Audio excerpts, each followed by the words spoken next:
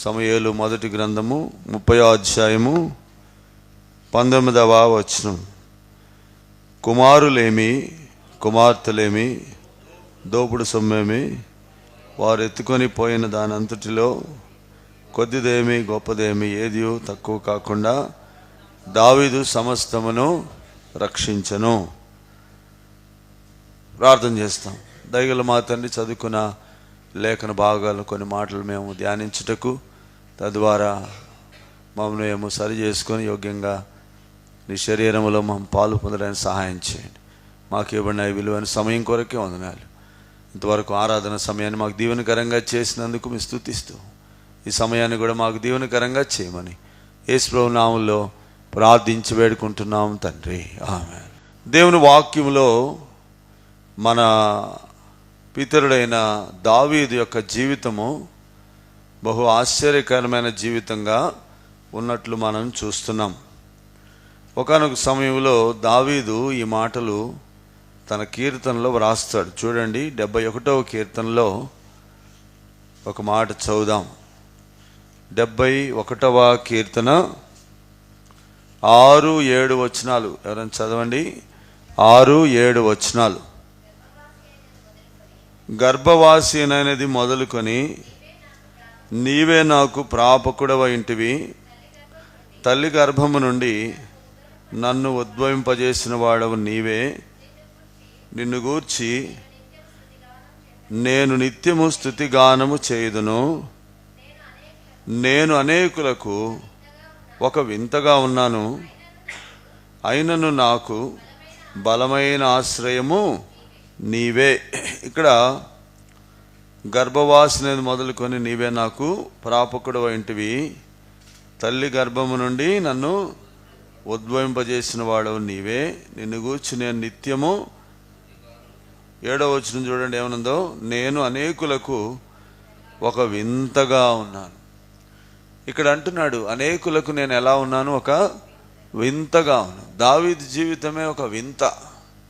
ఎందుకు వింత అంటే, దావీదు సౌల్లాగా వెంటనే రాజు అయిపోలేదు. మరి దావీదు జీవితం ఒక వింతగా తనకు వింతగానే ఉంది, అనేకులకు కూడా వింతగానే ఉంది.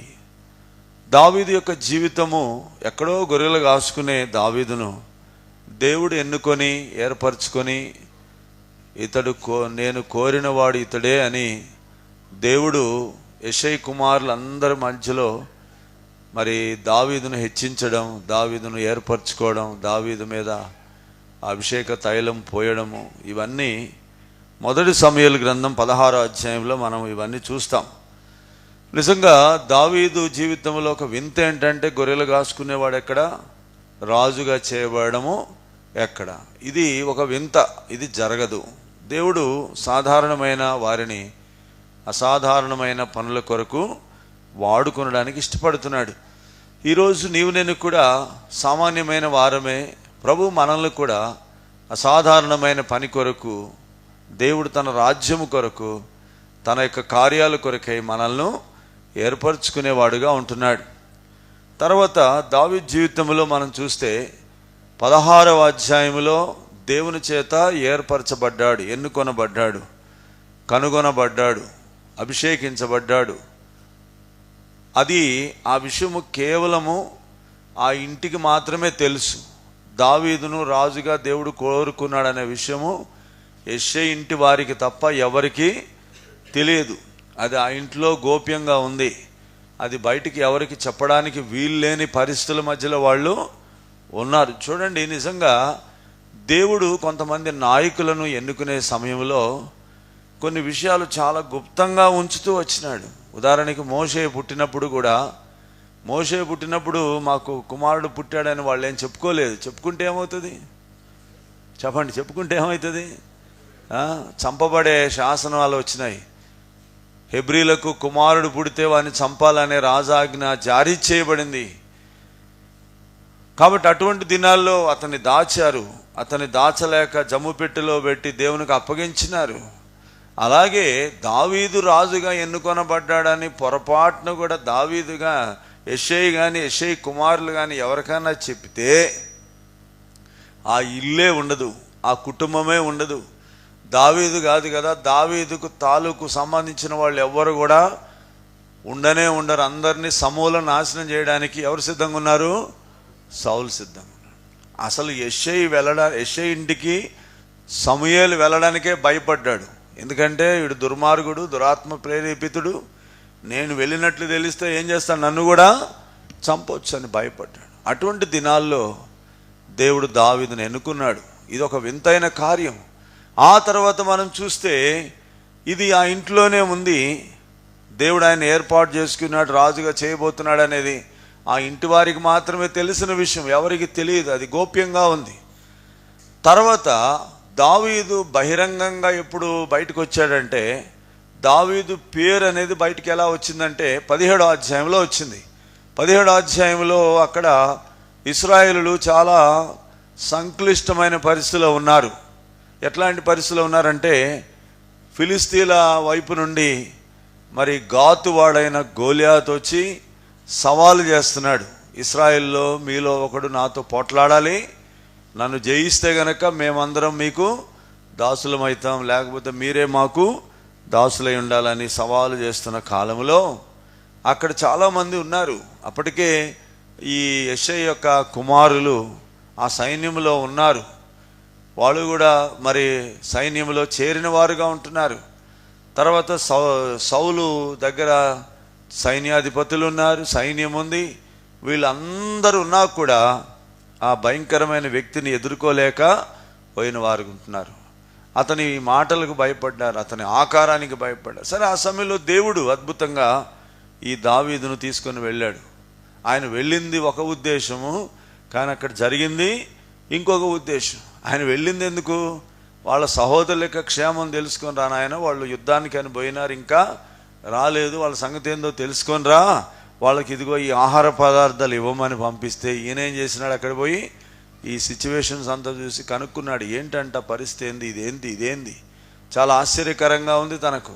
ఆ వ్యక్తిని చూసినప్పుడు, ఆ మాటలు విన్నప్పుడు చాలా రోషం తెచ్చుకొని, అసలు దేవుణ్ణి వీడిలా అనడానికి కారణం ఏంటి, కాబట్టి ఈ నింద నేను తీసేస్తాను, వీడు అనడానికి వీల్లేదని ధైర్యం తెచ్చుకొని, తన దేవుడైన యెహోవాను బట్టే, ఆయన నామమును బట్టి ధైర్యం తెచ్చుకొని యుద్ధం చేయడానికి వెళ్ళాడు. యుద్ధంలో విజయము పొందాడు. ఇది 17వ అధ్యాయం. ఇక 18వ అధ్యాయంలో దావీదు పరిస్థితి ఎలా ఉందంటే, మరి దేవుడే తనకు ఒక మార్గమును ఏర్పాటు చేసినాడు. ఏం ఏర్పాటు చేసినాడు? దేవుడే తనకు ఒక మార్గమును ఏర్పాటు చేసినాడు. ఎక్కడికి వెళ్ళడానికి? సౌలు దగ్గరికి వెళ్ళడానికి దేవుడు ఒక మార్గం ఏర్పాటు చేశాడు. ఏంటా మార్గము? సౌలు దగ్గరికి ఎందుకు వచ్చాడు చెప్పండి? ఏ పోస్టు ఖాళీగా ఉంది సౌలు దగ్గర? దయ్యం వెళ్ళగొట్టేదాని కొరకు ఇక్కడ సితారా వాయించి దయ్యం వెళ్ళగొట్టాలి, దురాత్మను వెళ్ళగొట్టాలి. ఇప్పుడు అదే అన్నమాట ఆయన ఫస్ట్ పోస్ట్. ఏంటంటే సౌలు దగ్గర ఆయనకు లభించిన మొట్టమొదటి ఉద్యోగం ఏంటంటే దయ్యం వెళ్ళగొట్టే ఉద్యోగం. అది ఆయన దాంతో జాయిన్ అయ్యాడు. అక్కడ జాయిన్ అయిన తర్వాత వెంటనే ఆయనకి ఏమొచ్చేసినాయి? ప్రమోషన్లు వచ్చినాయి. ప్రమోషన్లు ఎట్లా వచ్చినాయి? యోధులందరి మీద నియమించబడ్డాడు. తర్వాత సౌలుకు ఆయుధాలు మోసేవాడు అయిపోయినాడు. సౌలుకు పర్సనల్గా దగ్గర వ్యక్తిగా అయిపోయినాడు. కారణం ఏంటంటే దావీదు సుబుద్ధి కలిగి పనిచేసినాడు. దావీదు మంచి పనివాడుగా ఉన్నాడు, నమ్మకమైన వాడుగా ఉన్నాడు. దావీదు యొక్క ఆ పరిస్థితిని చూసినప్పుడు సౌలు వెంటనే ఆయనకు 2 ప్రమోషన్లు ఇచ్చేసినాడు. ప్రమోషన్లు ఇచ్చిన తర్వాత డిమోషన్ రెడీగా ఉంది. చూడండి, ప్రమోషన్ ఇచ్చిన తర్వాత ఏది రెడీగా ఉంది? డిమోషన్ రెడీగా ఉంది. ఏంటా డిమోషన్ అంటే, వీళ్ళందరూ కలిసి యుద్ధానికి వెళ్ళారు. వెళ్ళిన తర్వాత సౌలు దావీదు యుద్ధంలో విజయం పొంది వచ్చేటప్పుడు స్త్రీలు పాటలు పాడారు. ఏం పాటలు పాడారు? చదవండి, ఏమని పాడారు చూద్దాం. 18వ అధ్యాయం, మొదటి సమూయేలు గ్రంథం 18వ అధ్యాయము 6, 7 వచనాలు.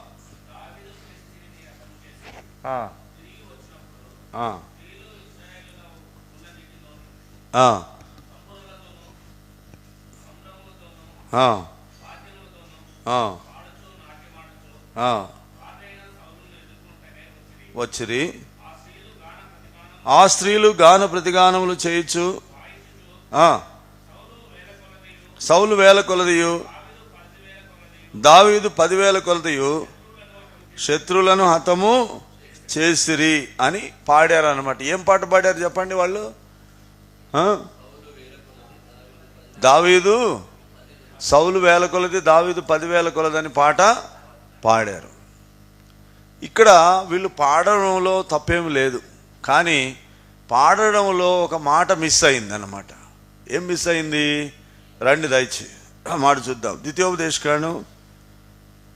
ద్వితీయోపదేశకాండము 30వ అధ్యాయం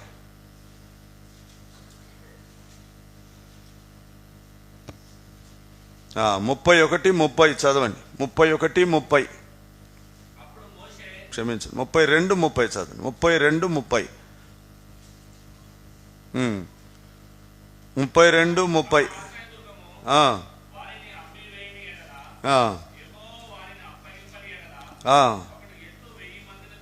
తరుమును. ఇప్పుడు చెప్పండి, ఏమని పాడాలి వాళ్ళు?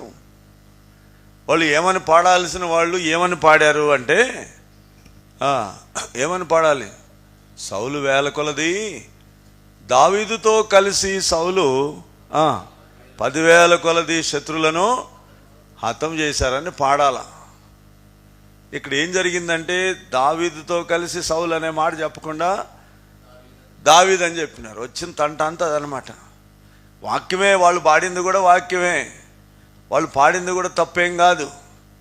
ఎందుకంటే వాక్యం చెప్తుంది కదా, ఒకడు 1000 మందిని తరుముతాడు, ఇద్దరు కలిస్తే 10,000 మందిని. అంటే ఇప్పుడు సౌలు ఒక్కడే అయితేమో 1000 మందే, కానీ దావీదుతో కలిసి సౌలు అయితే ఇద్దరు కలిస్తే 10,000 మంది. అట్లా పాడాల్సిన వాళ్ళు వీళ్ళు వేరుగా పాడినారు.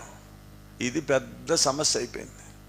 ఎంత పెద్ద సమస్య అయిందంటే 8వ వచనం, ఆ మాటలు సౌలునకు ఇంపుగా ఉండనందున అతడు బహుకోపము తెచ్చుకొని, వారు దావీదునకు 10,000 మంది 10,000 కొలదనియో నాకు 1000 కొలది స్థుతులు పాడిరే, రాజ్యము తప్ప మరి ఏమి అతడు తీసుకొనగలడు అనుకొనెను. 9 కాబట్టి నాటి నుండి సౌలు దావీదు మీద అదనమాట. ఇప్పుడు కొన్నిసార్లు పొగడతలు కూడా నష్టం తెస్తాయి. ఏం తెస్తాయండి? నష్టం తెస్తాయి. మొత్తానికి ఇక్కడ అప్పటి నుండి అప్పటిదాకా బాగానే ఉంది. నిజంగా దావీదు అనుకూలంగా ఉన్నాడు. దావీదు తన ఆయుధములు మోసేవాడుగా అయిపోయినాడు. నిజంగా దావీదు విషయంలో అందరికీ సంతోషం ఉంది, సౌలుకు కూడా సంతోషం ఉంది. కానీ ఇదిగో ఈ మాటలు చేసినాయి పెద్ద సమస్య. అప్పటి నుండి అతడు విషపు చూపు చూచిన వాడుగా ఇప్పుడు దావీదు మీద తను ద్వేషం, అసూయ కలిగిన వాడై ఎట్లకేలకు దావీదును చంపాలనే ఆలోచన కలిగి ఈట విసిరాడు. కానీ దేవుడు ఆయన తప్పించినాడు.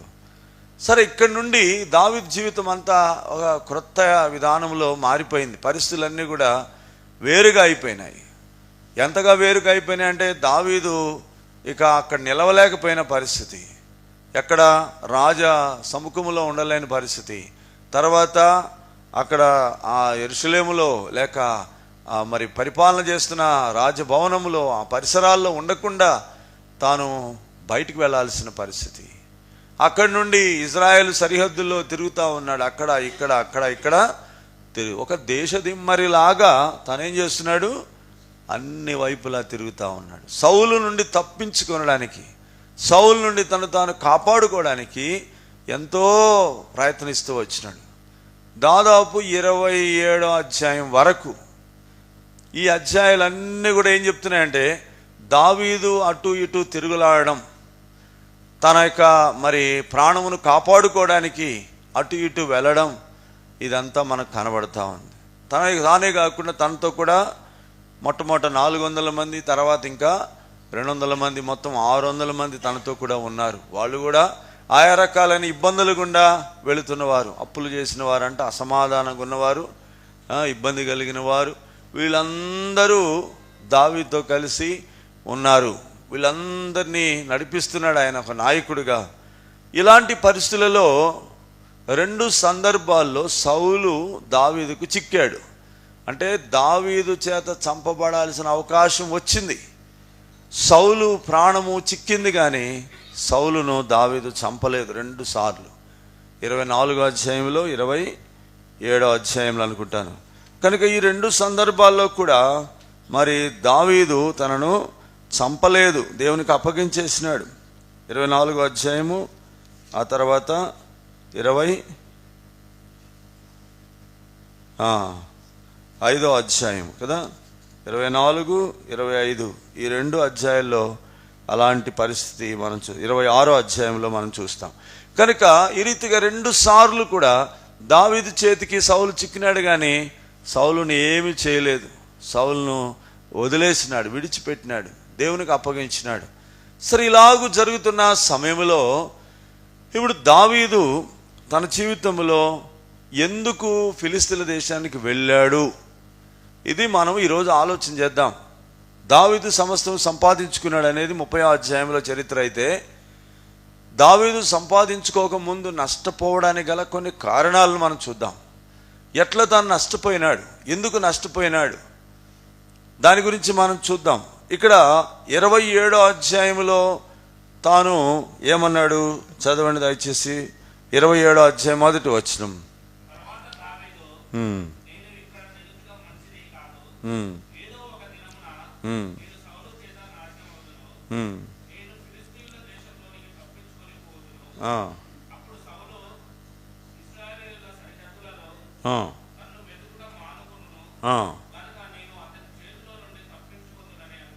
అనుకొని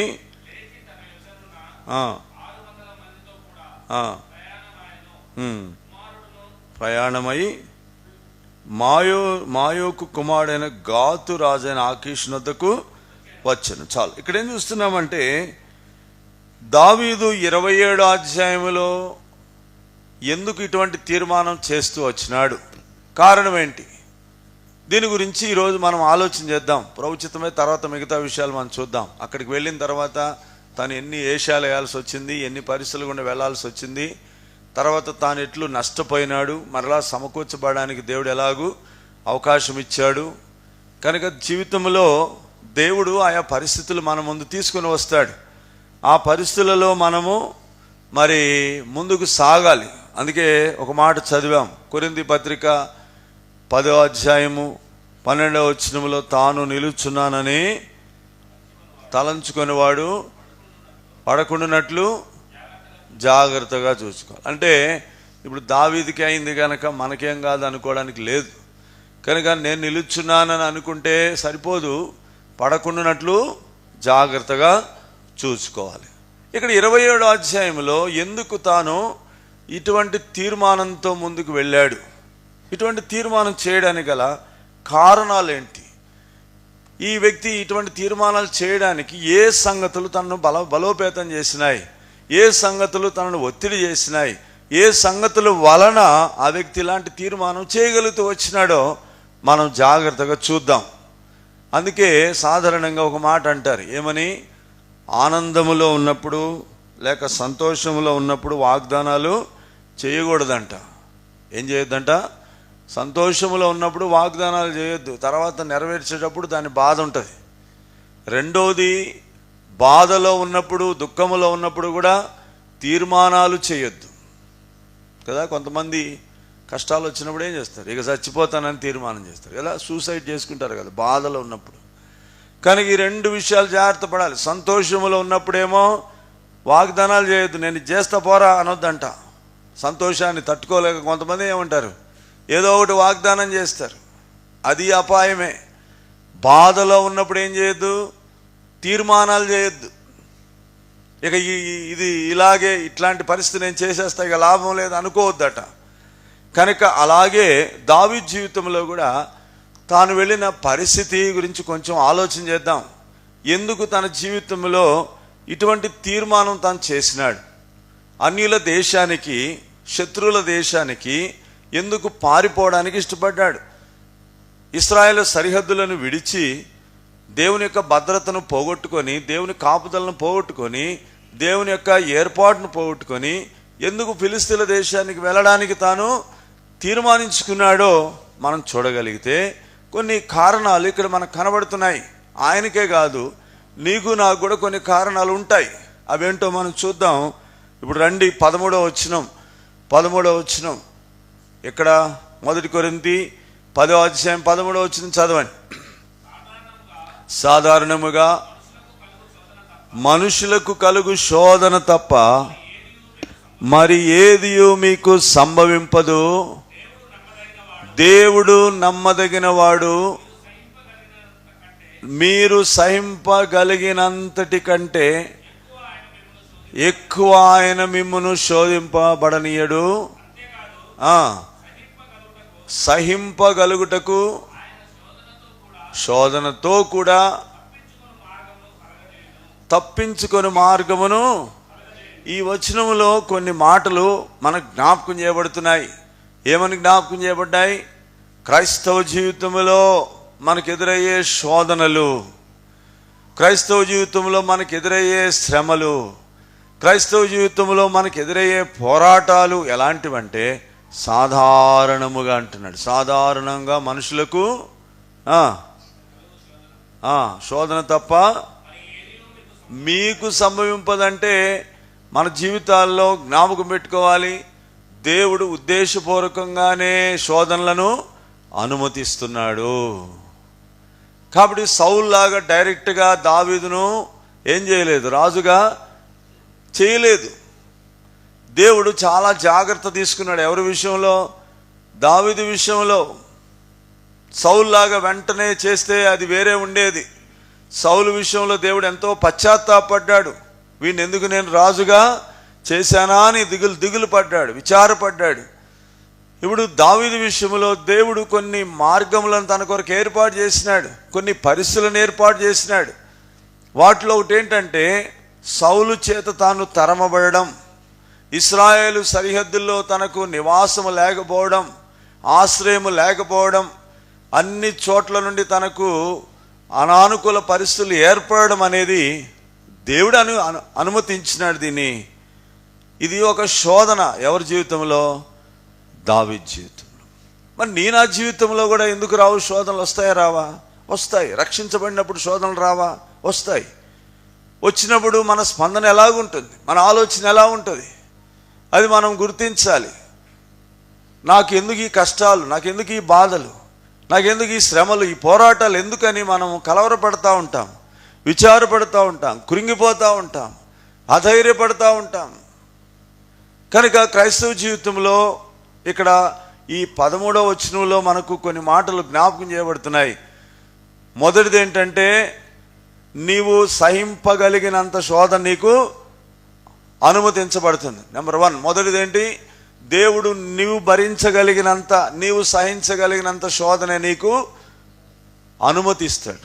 రెండవది, దాన్ని జయించడానికి కావలసిన సహనాన్ని కూడా దేవుడు నీకు ఇస్తాడు. దాన్ని భరించడానికి కూడా కావలసిన శక్తి సామర్థ్యం ఆయన నీకు ఇస్తాడు.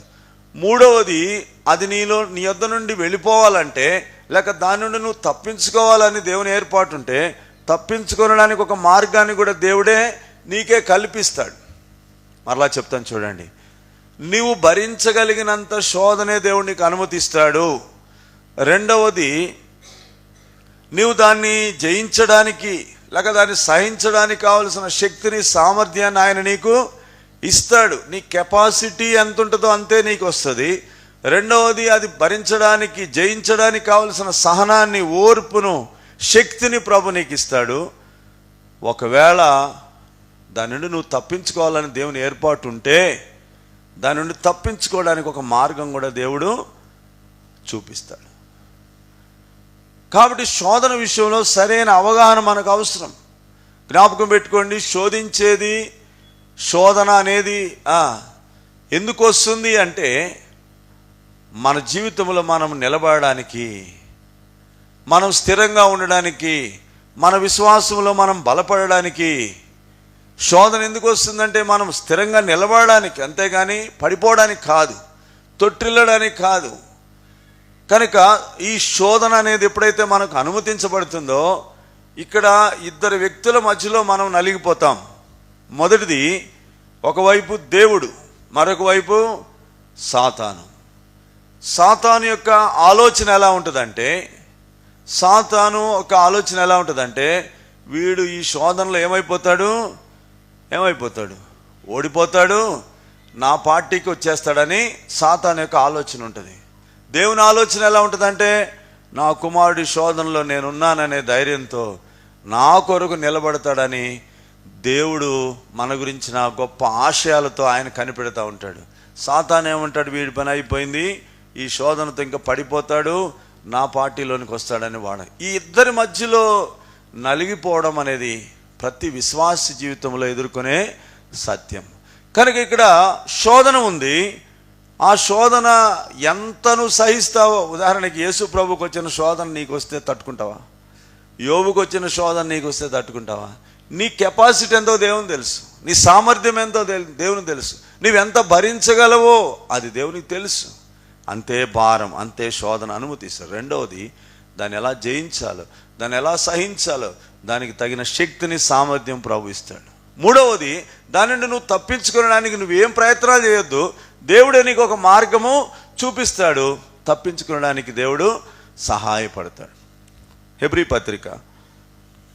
హెబ్రీలకు రాసిన పత్రిక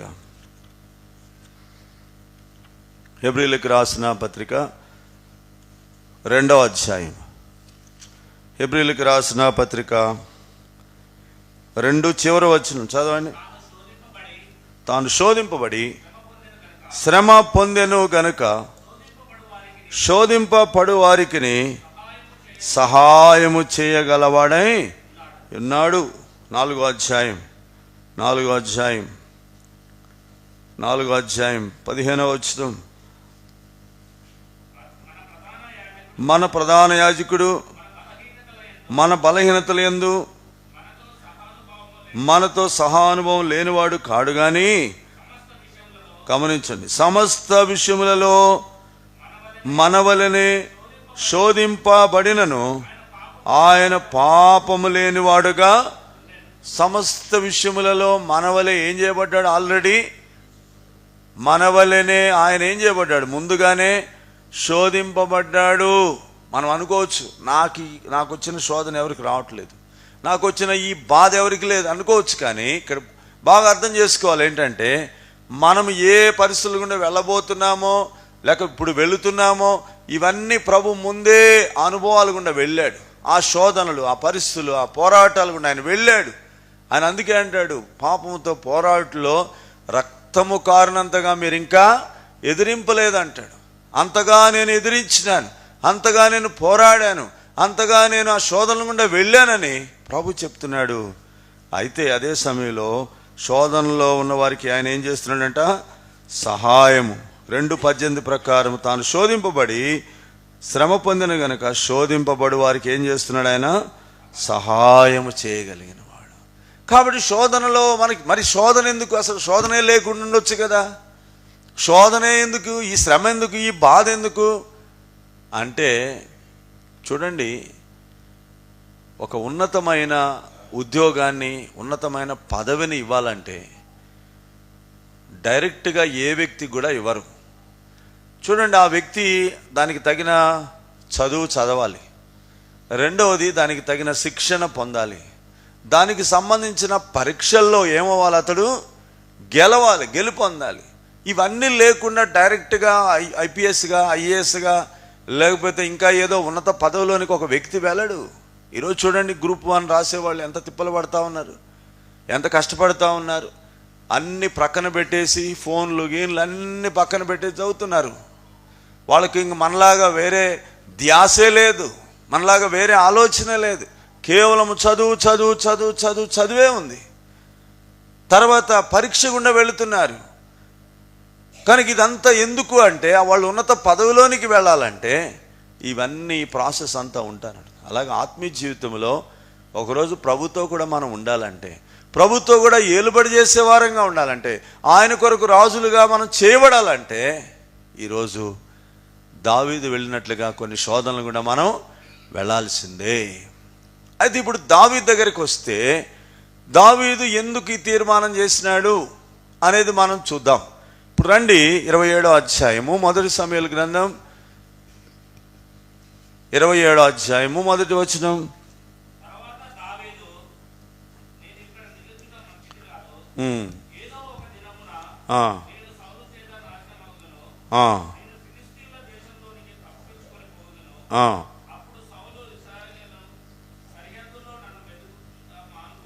మానుకొనును. చాలు.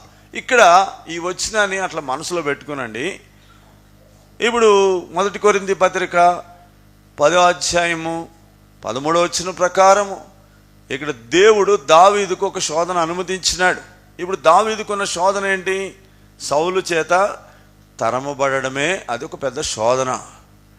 ఇప్పుడు దావీదుకు కాలు నిలపడానికి ఎక్కడ అవకాశం లేనంత పరిస్థితి తనకు కలిగింది. కారకుడు ఎవరంటే సౌలు.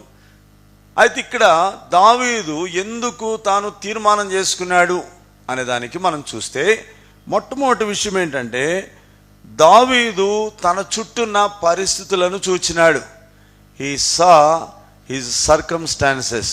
కనుక తన చుట్టూ ఉన్న పరిస్థితులను చూస్తూ వచ్చినాడు. ఈరోజు నా జీవితంలో మనము రాంగ్ డిసిషన్స్ తీసుకోవడానికి, తప్పుడు నిర్ణయాలు తీసుకోవడానికి కారణం ఏంటంటే మన చుట్టూన్న పరిస్థితులనే చూస్తూ ఉంటాం. మనందరికీ తెలుసు ఎవరు? పేతురు సముద్రం మీద నడుస్తూ వచ్చినాడు. ప్రభువును చూచినంతసేపు సముద్రం మీద నడిచినాడు. నడుస్తూ నడుస్తూ మునిగిపోయినాడు. ఎందుకని? నడుస్తూ ఎందుకు మునిగిపోయాడు? గాలిని చూచినాడు. అంటే తన చుట్టూ ఒక శబ్దం వినబడింది, తన చుట్టూ ఒక పరిస్థితి ఏర్పడింది, తన చుట్టూ ఒక వింతైన వాతావరణం తనకు కనబడింది. కనుక అది తనను కలవరపరిచింది. జ్ఞాపకం పెట్టుకోండి, ప్రభు నుండి మన విశ్వాసం కోల్పోనడానికి మన చుట్టూన్న పరిస్థితులు కారణం కావచ్చు. ఇప్పుడు దావీదు యొక్క చూపు తన దేవుని మీద లేదు. ఇదే దావీదు ఒక మాట అంటాడు చూడండి, 16వ అధ్యాయం కీర్తన 16వ కీర్తన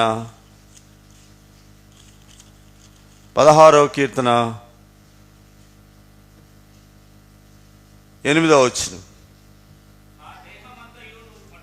16:8 మళ్ళా చదవండి.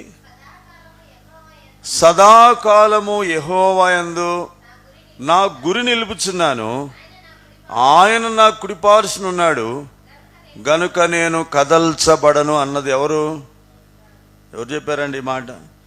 దావీదే కదా. ఇప్పుడు అదే దావీదు సదాకాలము తన దృష్టిని ప్రభు వైపు నిలపవలసిన వాడు, తనను ఏర్పరచుకున్న దేవుడు, తనకు విజయాన్ని ఇచ్చిన దేవుడు, తనను నడిపించిన దేవుడు, ఆపదలో కష్టాల్లో తనకు తోడుగా ఉన్న దేవుడు. మరి సౌలు తరుముతున్నా కూడా దేవుడు తనకు తోడుగా ఉన్న దేవుని మీద నుండి తన దృష్టి ఎందుకు వెళ్ళిపోయింది అంటే పరిస్థితుల యొక్క ప్రభావం. ఈరోజు నీ చుట్టూ నా చుట్టూ కొన్ని పరిస్థితులు శత్రువు తీసుకొని వస్తాడు. ఈ పరిస్థితుల ద్వారా మనం ఏమైపోతాం? ప్రభువును చూడకుండా ఏం చూస్తాం? పరిస్థితులనే చూస్తాం. జ్ఞాపకం పెట్టుకోండి. మొదటిది, మన చుట్టూన్న పరిస్థితులను చూడడం ద్వారా మనము ప్రభు మీద ఉన్న విశ్వాసం కోల్పోయి ప్రభు మీద ఉన్న దృష్టిని కోల్పోయే వారంగా ఉంటాం. కాబట్టి నీ చుట్టూ ఎట్లాంటి పరిస్థితులు ఉన్నాయో ఒకసారి ఆలోచన చేయి. నీ ఇంట్లో కావచ్చు, నీ ఉద్యోగంలో కావచ్చు, నీ వీధిలో కావచ్చు, లేక నీ పరిసరాల్లో ఎక్కడ పనిచేస్తున్నావో అక్కడ కావచ్చు. నీ చుట్టూన్న పరిసరాలు ఎలా ఉన్నాయంటే నీ దృష్టిని అటువైపు మళ్లించేటట్టుగా ఉన్నాయా? కొన్నిసార్లు మనకు అనుకూలంగా ఉండవచ్చు పరిస్థితులు, ప్రతికూలంగా కూడా ఉండవచ్చు. కొన్నిసార్లు మనుషుల మెప్పులు, ఘనతలు, కొన్ని అనుకూలతలు కూడా ఏం చేస్తాయంటే ప్రభువుని చూడకుండా ఇటే చూసేటట్లు చేస్తాయి. అనుకూలతలు కూడా చేస్తాయి, ప్రతికూలతలు కూడా పరిస్థితుల వైపు. ఏంటి ఈ పరిస్థితి? నేను ఇంత ప్రభువులో ఉన్నానే, ఇంత ఆత్మీయంగా ముందుకు దేవుడు నన్ను ఏర్పాటు చేసుకుని, దేవుడు నాకు విజయాన్ని ఇచ్చాడు, దేవుడు నాకు తోడై ఉన్నాడు, అయినా కూడా ఏంటి ఈ పరిస్థితులు? ఏంటి? ఎంతకాలం నేను ఇలా తిరుగులాడాలి? ఎంతకాలం నేను ఒక పక్షిలాగా తరంబడతా ఉండాలా? ఎంతకాలం నేను ఇలాగ వెళ్ళాలని తన పరిస్థితులను చూచినాడు. నెంబర్ 1. రెండవది, పరిస్థితులకు కారణమైన వ్యక్తిని చూస్తూ ఉన్నాడు. ఈ పరిస్థితులకు కారణం ఎవరని చూస్తున్నాడు? చెప్పండి, ఎవరు? పరిస్థితులకు కారణమైన వ్యక్తి ఎవరంటే సౌలును చూస్తున్నాడు. ఇప్పుడు ప్రభుని చూడడం లేదు. ఎవరిని చూస్తున్నాడు? సౌలు ఎలా కనపడుతున్నాడు అంటే ఒక దోమ భూతద్దంలో పెట్టి చూస్తే ఎలా కనపడుతుంది? పెద్ద ఏనుగులాగా కనపడుతుంది. అవునా కాదు చెప్పండి? ఒక దోమ భూతద్దంలో పెట్టి చూస్తే ఎలా కనపడుతుంది? పెద్ద ఏనుగులాగా కనపడుతుంది. అమ్మో అన్నట్లుంటుంది. లేని వారులరా, మొట్టమొదటిది పరిస్థితులను చూచినాడు దావీదు. రెండవది పరిస్థితులకు కారకుడైన మరి శత్రువులాగా వెంటాడుతున్నాడు. ఈయన ఎంత ప్రేమించినా కూడా ఎలా ఉన్నాడు? శత్రువులాగానే ప్రవర్తిస్తున్నాడు. అరే ఇతని వల్లనే కదా, ఇతడు తరమకుండా ఉండాలంటే ఏం చేయాలి? నేను ఈ బౌండరీస్ నుండి నేను వేరే బౌండరీకి వెళ్ళిపోవాలి. ఇది రెండవది. ఈరోజు మన జీవితాల్లో మన పరిస్థితులు మనం చూడవచ్చు. పరిస్థితులకు కారణమైన ఒక ఆఫీసర్నో, పరిస్థితులకు కారణమైన ఒక వ్యక్తినో, ఎవరో ఒకరిని మనం చూస్తూ ఉంటాం. వాడే మనకు చాలా గొప్పగా కనపడతా ఉంటాడు. ఇశ్రాయేలు జనాంగము పాలు తేనెలు ప్రవహించే దేశానికి వెళ్ళేదానికి ముందు మోషే ఏం చేస్తాడంటే 12 మందిని పంపిస్తాడు. ఎక్కడికి? ఆ కనాను దేశం వేగు చూడడానికి పంపిస్తే వెళ్ళిన వాళ్ళు 2 రకాలైన వర్తమానం తెచ్చినారు. వాళ్ళల్లో 10 మంది తెచ్చిన వర్తమానం ఏంటంటే ఏమని చెప్పారు? అయ్యా ఆ దేశీయులు ఎలా ఉన్నారు? అనాకీయులు, వాళ్ళు చూస్తే అజానుభావులు, వాళ్ళను మనము జయింపలేము. అంటే వీళ్ళ దృష్టిలో ఎలా ఉన్నారు? వాళ్ళు చాలా భయంకరంగా కనబడుతున్నారు. మరి ఇద్దరు ఏం చెప్పినారు? అయ్యా వాళ్ళు ఎంత బలాఢ్యులైనా కూడా వాళ్ళ నీడ వాళ్ళ మీద లేదని చెప్పినారు. ఏమని చెప్పినారు వీళ్ళు? వాళ్ళ నీడ వారి మీద లేదు. నిశ్చయముగా యెహోవా మనకు ఆ దేశాన్ని ఇస్తాడు, మనం వారిని జయిస్తామని ఇద్దరు చెప్పినారు. ఈరోజు నేను ఆ దృష్టి ఎలా ఉందంటే ఇలాగుంది. ఈ 10 మంది లాగానే ఉంది. అమ్మో వాడు చాలా భయంకరమైన వ్యక్తి సార్, ఆయన జోలికి పోవద్దు సార్ అని అంటూ ఉంటారు.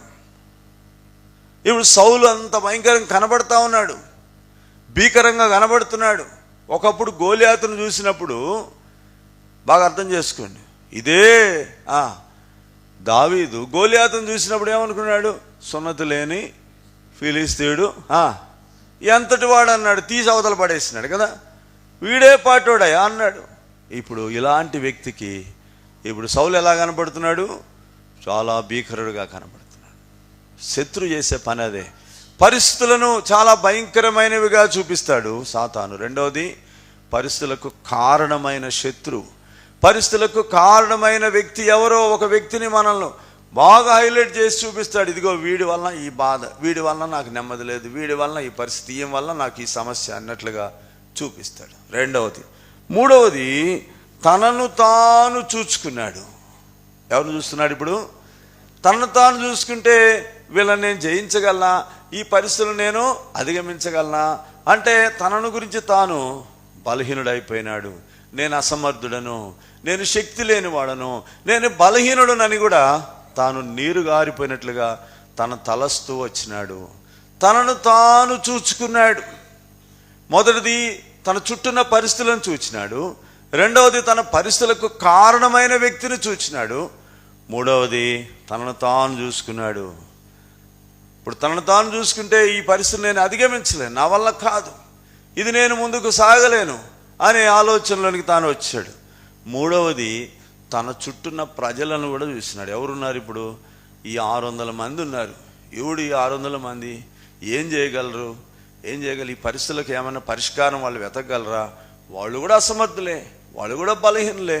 ఎట్లాంటి వాళ్ళు 600 మంది? చూడండి వాళ్ళ గురించి చరిత్ర ఏం చెప్తుందో.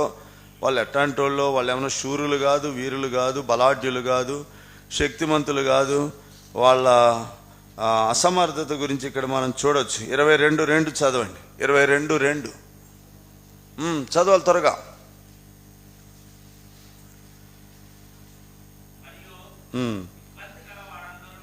ఇబ్బంది గల వారందరూ, అప్పులు చేసుకునే వారందరూ, అసమాధానముగా ఉండి వారందరూ,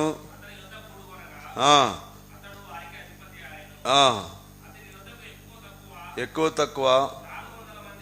ఇక్కడ 400. మరి ఇప్పుడు మనం చదివిన దగ్గర ఎంతమంది?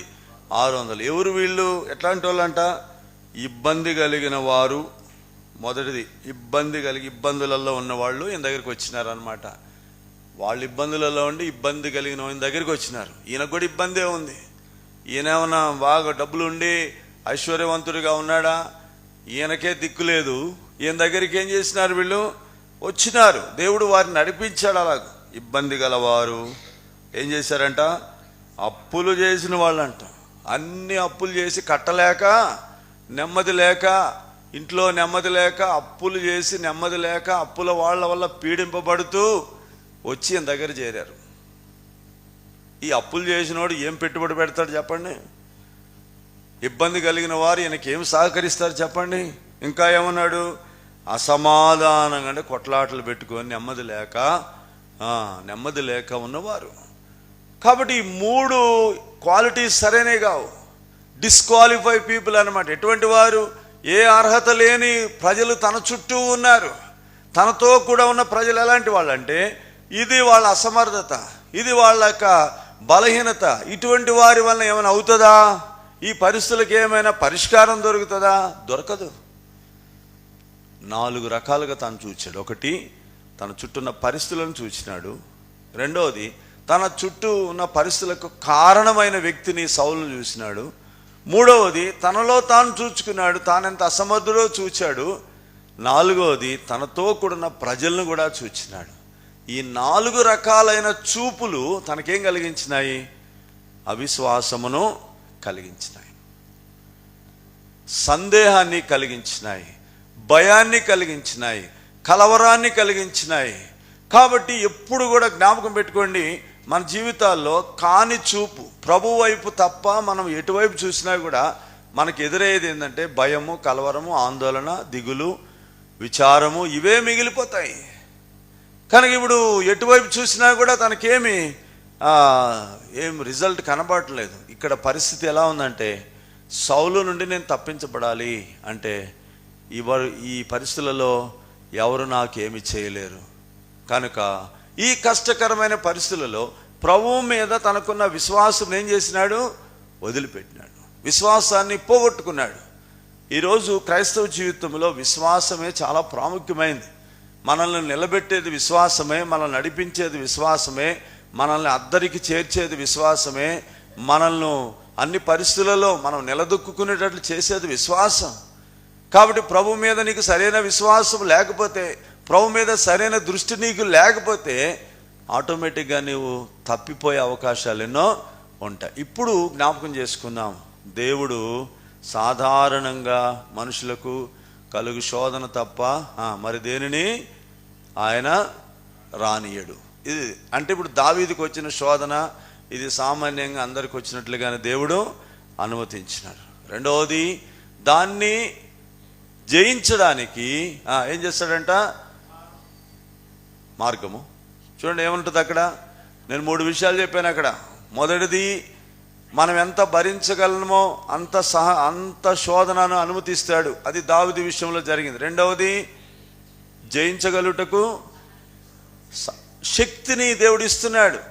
దేవుని నుండి తనకు శక్తి ఉంది. ఈ పరిస్థితిని అధిగమించగలిగే శక్తి దేవుడు ఇవ్వగలడు. మూడవది, ఇప్పుడు తప్పించుకునే మార్గం కూడా ఆయన చూపించగలడు. అంటే ఫిలిస్తీన్ దేశానికి వెళ్ళడం కాదు మార్గం, దేవుడు ఇంకొక మార్గం ఏర్పాటు చేస్తాడు. ఒక ఆయన అన్నాడు, ఏమన్నాడు? అన్ని ద్వారాలు మూసేసినంట ఒక కిటికీ తెరిచి ఉంచుతాడంట దేవుడు. అర్థమైందా నీకు? అన్ని మార్గాలు మూసివేయబడినా కూడా దేవుడు ఎక్కడో ఒక ద్వారం తెరుస్తాడు, ఎక్కడో ఒక ఏర్పాటు నీకు ఇస్తాడు. అలాగే ఒకవేళ ఎటు వెళ్ళే అవకాశం లేకపోతే దేవుడే ఒక మార్గాన్ని చూపిస్తాడు. ఇజ్రాయెల్ దేశంలోనే ఎక్కడుండాలో దేవుడు చూపిస్తాడు. దేవుడే మార్గాన్ని చూపిస్తాడు. కానీ ఇప్పుడు దేవుని వైపు చూసే ఆలోచన ఆయనకి లేదు. ఇప్పుడు ఏం చూస్తున్నాడు? పరిస్థితుల వైపు చూస్తున్నాడు, సౌలు వైపు చూస్తున్నాడు, తనను తాను చూసుకుంటున్నాడు, తన చుట్టూన్న ప్రజలను చూస్తూ ఉన్నాడు. ఒక తీర్మానంతో బయలుదేరుతున్నాడు. ఏంటి ఆ తీర్మానం? ఎక్కడ తప్పించుకొని వెళ్తాడంట?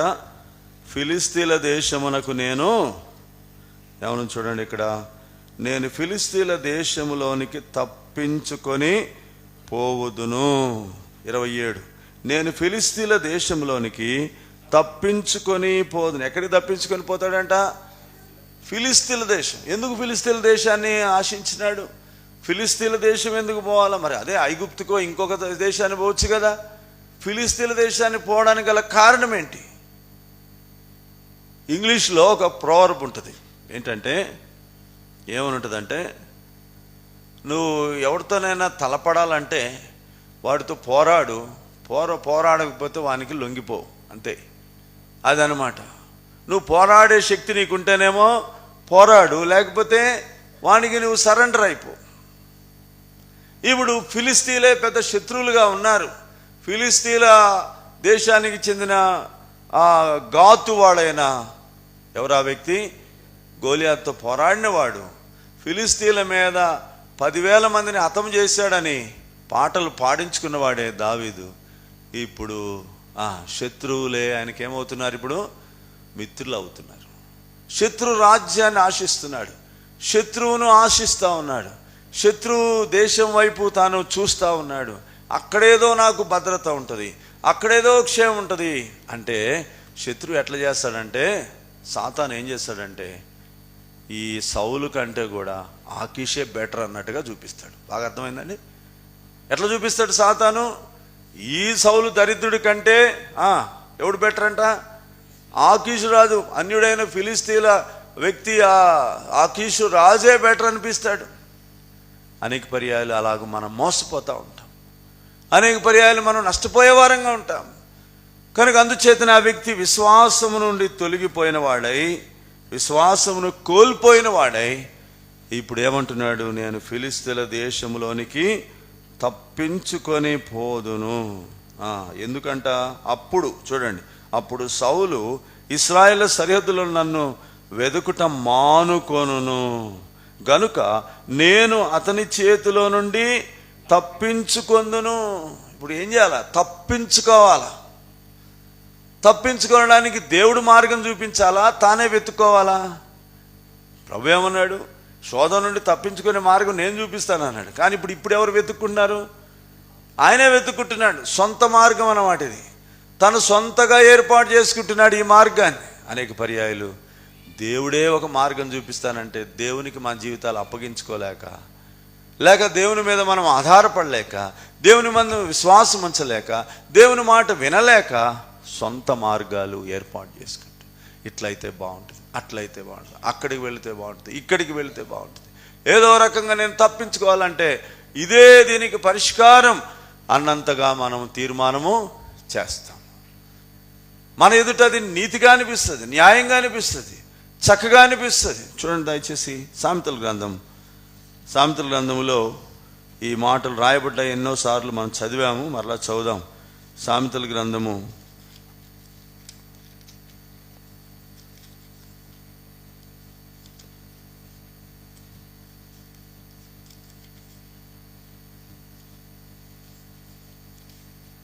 14వ దయచేసి 14వ అధ్యాయము 12వ వచనం చదవండి.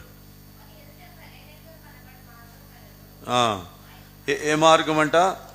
సరి అయినదిగా కనబడు మార్గము. తర్వాత చూడండి 16వ అధ్యాయము ఎన్నో వచనము 25. ఒకని మార్గము వాని దృష్టికి యథార్థముగా కనబడును. ఇక్కడ ఏమంటున్నాడు? మొదటిది సరి అయినదిగా కనబడు మార్గము. తర్వాత ఏమన్నాడు? యథార్థమైనదిగా కనబడు మార్గం. ఇంకో మాట కూడా చదువుదాం రండి. అక్కడ ఏమనుంటుందంటే ఇంకొక మాట వాడతాడు. 21వ అధ్యాయం 2వ వచనం. ఒకడు తనకు ఏర్పరచుకున్న మార్గము ఎట్టిదైనను అన్నాడు. చూడండి, ఎట్టిదైనా కానీ ఎట్లుంటుందంట? తన దృష్టికి అది న్యాయముగానే. ఇప్పుడు ఈ మూడింటిని కలుపుదాం, మనం 3 వచనాలు కలుపుదాం. ఏమనుంది? మొట్టమొదటిదా సరి అయినదిగా మనకు కనబడవచ్చు. 14వ అధ్యాయంలో అది సరైనదిగా కనబడవచ్చు. 16వ అధ్యాయంలో రాయబడినట్లు యథార్థమైందిగా కనబడవచ్చు. 21వ అధ్యాయంలో రాయబడినట్లు న్యాయమైందిగానే కనబడవచ్చు. కొన్నిసార్లు మనం అనవచ్చు, ఏముంది బ్రదర్, ఆ కష్టాన్ని తప్పించుకోవడానికి ఇది, ఆ పరిస్థితి అట్లా ఉంది కాబట్టి నేను దుబాయ్కి వెళ్ళిపోయినాను, గల్ఫ్కి వెళ్ళిపోయినాను అని చెప్తా ఉంటారు కదా. అట్లనే ఉంది ఇది కూడా. కాబట్టి ఏదో ఒకటి తప్పించుకోవాలా, ఏదో సమస్య నుండి బయటికి రావాలంటే ఏదో ఒక మార్గం. కాబట్టి ఇది తన దృష్టిలో ఎలా ఉంది? సరిగానే ఉంది, యథార్థంగానే ఉంది, న్యాయంగానే ఉంది. కానీ దాని అంతం ఏంటంట? అది మరణమునకు త్రోవ తీయను. యెషయా గ్రంథం 59లో అంటాడు, వారు తమ కొరకు వంకర మార్గములను ఏమంటాడు? వంకర మార్గములను ఏర్పరచుకునే వారికి ఉంటున్నారు. 59 యెషయా గ్రంథము 59వ అధ్యాయం, యెషయా గ్రంథము 59 చూడండి, ఎన్నో వచ్చిన అది 8. ఎరుగరు నడవళ్ళలో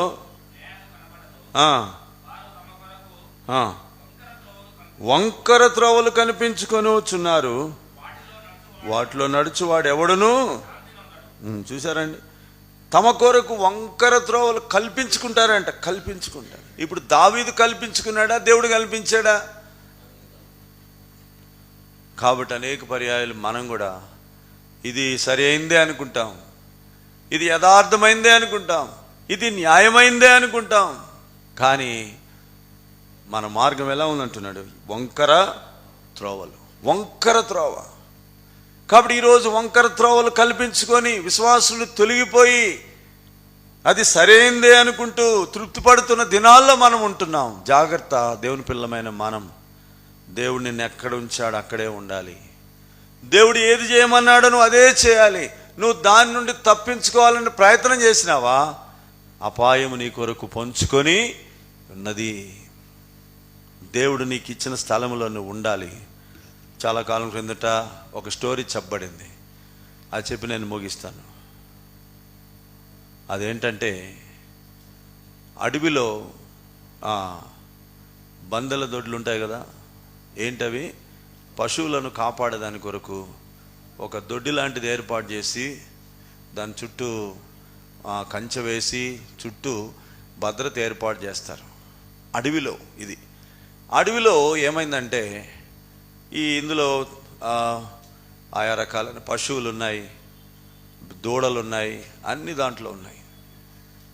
అయితే అర్ధరాత్రి వేళ ఏం చేస్తుందంటే, సింహం వచ్చి ఆ చుట్టూ తిరుగుతా గాండ్రిస్తూ ఉంది. ఏం చేస్తుంది? దాని చుట్టూ తిరుగుతూ గాండ్రిస్తూ ఉంది. అప్పుడు ఈ పెద్ద పశువులకేమో ధైర్యం ఉంది, ఏం కాదులే, అది ఏం చేయలేదు, ఎందుకంటే మనకేముంది, ఒక కంచె ఉంది, దొడ్డి కాబట్టి ఇందులోనికి అది రాలేదు, అది రావడానికి వీలు లేదు అని ధైర్యంగా ఉంది. అయితే అందులో ఒక దూడ ఉందంట. ఆ దూడ ఏం చేసిందంటే, అమ్మో ఇది వచ్చి నా మీద పడుతుందేమో అనుకొని అటు ఎగురుతూ ఉందంట, ఇటు ఎగురుతూ ఉందంట లోపలే. ఎందుకు ఎగురుతుంది తెలుసా? ఇంకా నా మీద పడిపోతుంది అనే భయానికి ఎగిరి ఎగిరి ఎంత చెప్పినా వినడం లేదా. ఒరే నువ్వెందుకు తొందరపడతావు, అయ్యో అలా ఏం కాదు, మేము అంటున్నాం కదా, నీకే అవుతుందా అంటే, లేదు లేదు లేదు, అది వచ్చి నన్ను మింగేస్తుంది అని చెప్పి ఇది దూకి అవతల పడుతుంది. చూడండి ఏమవుతుంది, ఇది దూకి అవతల పడగానే చక్కగా అది తినేసి వెళ్ళిపోతుంది. ఈరోజు క్రైస్తవ జీవితంలో శోధనలు శ్రమలు అందరికి వస్తాయి, నీకొక్కడికే రావు. నీకొక్కడికే వచ్చినట్లుగా నువ్వు భావించాల్సిన పని లేదు. అనేక పర్యాలు నేనే ఈ బాధ అంతా భరిస్తున్నాను, నేనే ఇదంతా భరిస్తున్నాను అనుకోవాల్సిన అవసరం లేదు. నీలాగా ఎంతోమంది, బైబిల్ చెప్తుంది, మీ వలనే ఎంతోమంది శోధనల గుండా వెళుతున్నారు, మీ సహోదరులు ఇటువంటి శ్రమల గుండా వెళుతున్నారని ప్రకటనలో రాయబడింది. కనుక అలాగూ అనేక మంది శ్రమల గుండా వెళుతున్నారు, నువ్వు ఒక్కడివి కాదు. కానీ నువ్వేమవుతున్నావంటే, ఇంకేముంది నా పని అయిపోయిందని, అది నన్ను మృంగేస్తుందని చెప్పి నీ అంతటా నువ్వే వంకర మార్గాన్ని ఏర్పాటు చేసుకున్నావు. నీ అంతటా నువ్వే ఏర్పాటు చేసుకొని నష్టపోతా ఉన్నావు, శత్రువుకు ఎరగా మారిపోతున్నావు. కనుక జాగ్రత్త పడదాం. ఈ దినాల్లో దేవుని యందు మన విశ్వాసం కలిగి ఉందాం. కష్టాలు రాని, శ్రమలు రాని, పోరాటాలు రాని, ఇబ్బందులు కలగని. దావీదు యొక్క జీవితం మనకు ఒక పాఠం ఏంటంటే, దావీదు ఇలాగా అంటున్నాడు, అయ్యో నేను అలా వెళ్ళి నష్టపోయాను. మీరెందుకు నష్టపోతారు? పోవాకండి. దేవుని యందు విశ్వాసం ఉంచండి, స్థిరత్వం కలిగి ఉండండి, నిలకడ కలిగి ఉండండి. మీ గురి ఆయన మీద నిలపండి, మీ దృష్టి ఆయన మీద ఉంచండి. ఆయన మీద మీరు విశ్వాసం ఉంచండి అని దావీదు ఇండైరెక్ట్గా మనతో మాట్లాడుతున్నాడు. కనుక ఈరోజు ప్రభు మనతో మాట్లాడుతున్న సత్యం ఏంటంటే, మన జీవితాల్లో శోధనలు వస్తాయి, నువ్వెంత భరించగలవు అంతే, అంతకంటే ఎక్కువ దేవుడు అనుమతించడు. దాన్ని సహించడానికి, దాన్ని జయించడానికి శక్తి సామర్థ్యాలు కూడా ఆయన ఇస్తాడు. ఒకవేళ అది నీకు అవసరం లేదు, ఆ పరిస్థితి నీకు ఎక్కువ తీవ్రమైందంటే దేవుడు ఇంకొక మార్గమును నీకు చూపిస్తాడు. ఆ మార్గంలో నువ్వు తప్పించుకొని వెళుతావు, అది నీకు ఏ కీడును కలిగించకుండా దేవుడు నేను తప్పిస్తాడు. కాబట్టి క్రైస్తవ జీవితంలో దీన్ని మనం నమ్మలేక కలవరపడతా ఉంటాం. కనుక దావీదు తన జీవితంలో ఏమనుకుంటున్నాడు, సౌలు నుండి తను తాను తప్పించుకొనడానికి వెళ్ళాడు. తప్పించుకోవాలని వెళ్ళి అనేకమైన తిప్పలు పడ్డాడు కదా. తప్పించుకోవాలని వెళ్ళి ఏమైపోయినాడు, అనేకమైన తిప్పలు పడ్డాడు. ఎట్లా తిప్పలు పడ్డాడో చూస్తాం రాబోయే దినాల్లో. ఎలా తన జీవితంలో నష్టపోయినాడు, ఎలా అంచెలంచెలుగా వేషాలు మార్చాల్సి వచ్చింది. అక్కడ పోయిన చూడండి, స్థానం మారినాక, ప్లేస్ మారినాక ఎన్ని మారాల్సి వస్తుందో. ఇప్పుడు దేశం మారాడు గనక ఇక పరిస్థితులన్నీ తన చుట్టూ వేరువేరుగా ఉన్నప్పుడు తన వేషాలన్నీ మార్చుకోవాల్సి వచ్చింది, తన పద్ధతులన్నీ మార్చుకోవాల్సి వచ్చింది. కనుక దేవుని యందలి విశ్వాసం అంచెలంచెలుగా ఎలాగో పోగొట్టుకొని చివరికి ఎంతో నష్టాన్ని పొందాడో మనం అంచెలంచెలుగా చూడొచ్చు. మెట్టుకు ప్రభు ఈరోజు నీతో నాతో మాట్లాడేది ఏంటంటే, నీవు నీ చుట్టూన్న పరిస్థితులు చూస్తున్నావా? పరిస్థితులకు కారణంగా వీళ్ళు ఉన్నారని వాళ్ళ మీద నీ దృష్టి ఉందా? లేక నిన్ను నువ్వు చూసుకొని ఇది నేను అధిగమించలేను, వెళ్ళలేనని అనుకుంటున్నావా? లేక నీతో ఉన్న వాళ్ళ వల్ల కూడా ఇది కాదని అనుకుంటున్నావా? దీన్ని బట్టి నువ్వు ఏదో తీర్మానంతో ముందుకు సాగి వెళుతున్నావా? నువ్వు వెళ్ళే మార్గం నీకు సరైనదిగా కనబడుతుందేమో, నువ్వు వెళ్ళే మార్గం అది న్యాయంగా యథార్థంగా కనబడుతుందేమో, కానీ అది వంకర మార్గం. దానివలన ఎవరు సమాధానము పొందరు, దానిలో నడుచువాడు నెమ్మది పొందరని రాయబడింది. కనుక ఈరోజు నీవు నేను కూడా జ్ఞాపకం పెట్టుకుందాం, ప్రభువులో ఉన్నంత క్షేమము మనకెక్కడ కూడా లేదు. అది కూడా దావీదే చెప్పాడు, ఆయన కంటే మనకు క్షేమం ఎక్కడా కూడా లేదు. 16వ కీర్తన చూడండి, ఆయన కంటే మనకు క్షేమాధారం ఏది లేదంట. 16వ కీర్తన 3వ వచనమా చూడండి, ఎన్నో వచనం, 16:3 రెండవ వచనం, నీవే ప్రభుడవు, నీకంటే నాకు క్షేమాధారం ఏది లేదని ఏమంటున్నాడు ఇక్కడ. నీకంటే నాకు క్షేమాధారము ఏది లేదు అని చెప్పాలి నీవు నేను కూడా. ప్రభువు కంటే ప్రభువులోనే ఉండే క్షేమం చాలా గొప్పది. ప్రభు మాట వినడంలోనే ఎంతో క్షేమం ఉంది, ప్రభు ఆజ్ఞలు నెరవేర్చడంలోనే ఎంతో క్షేమం ఉంది. వేరే క్షేమము నీకేది లేదు, అది నువ్వు ఎరగాలి. ప్రభు ఉండమన్న చోట నువ్వు ఉండాలి, ప్రభు చేయమన్న పని చేయాలి. ప్రభుకు నువ్వు అప్పగించుకొని ప్రభు చిత్తానికి అప్పగించుకుంటే ప్రభు నీ మార్గం సరళం చేస్తాడు, నిన్ను బలపరుస్తాడు, ఆపదలో కూడా నిన్ను విడిచిపెట్టడు, కరువులో కూడా నిన్ను కాపాడుతాడు, ఇబ్బందికరమైన పరిస్థితుల్లో కూడా దేవుడు నిన్ను విడిచిపెట్టాడు. అదే దావీదు అంటాడు, గాఢాంధకార లోయలో నేను గాఢాంధకారలోయ సంచరించినను ఏ అపాయమునకు నేను భయపడను, ఎందుకంటే నీవు నాకు తోడై ఉంటావు. కనుక దేవుడు మనకు తోడై ఉంటాడు కనుక ఎట్లాంటి పరిస్థితులు గుండా వెళ్ళినా కూడా అదే మనకు ఆదరణ, అదే మనకు క్షేమం, అదే మనకు భద్రత. కనుక ఆయన లేకుండా ఎన్నున్నా వ్యర్థం, ఆయనను కలిగి ఉండి ఎన్ని పోరాటాలున్నా మనం అది జయిస్తాం, వాటిని అధిగమించగలదు. ఎందుకంటే మన పక్షంగా పోరాడేది మన ప్రభు, మనకు సహాయం చేసే ప్రభు ఉన్నాడు. శోధనతో పాటు తప్పించుకునే మార్గం ఆయన చూపిస్తాడు, శోధనలో సహించేదానికి కూడా మనకు సహాయం చేస్తాడు.